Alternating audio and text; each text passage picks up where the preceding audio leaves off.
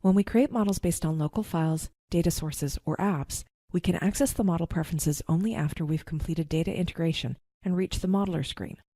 When we create blank models, we begin with the modeler screen and can set the preferences at any time. We can access the model preferences from the toolbar menu. Here we can enter or change the model description. We can also change the model currency from the default of USD. The Data Audit option allows administrators to track data changes in planning models when values are modified in any public version. Note that this option can't be changed once the model has been saved. The Privacy option prevents anyone other than the model creator from viewing the model data in stories unless explicitly granted access by an administrator.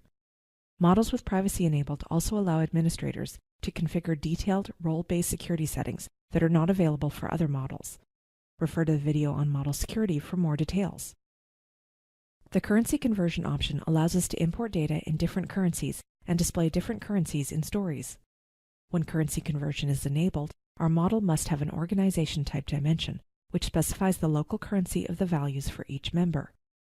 When we enable currency conversion, we need to select the conversion table that contains the exchange rates between the different local currencies and the model's default currency.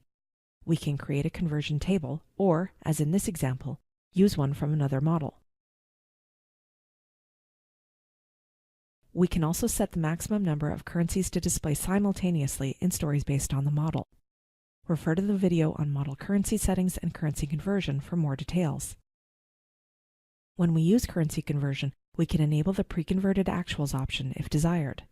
This allows us to import or connect to data both in local currencies and already converted to the model's default currency, rather than using rates in the conversion table to perform these calculations. Refer to the video on pre-converted actuals for more details.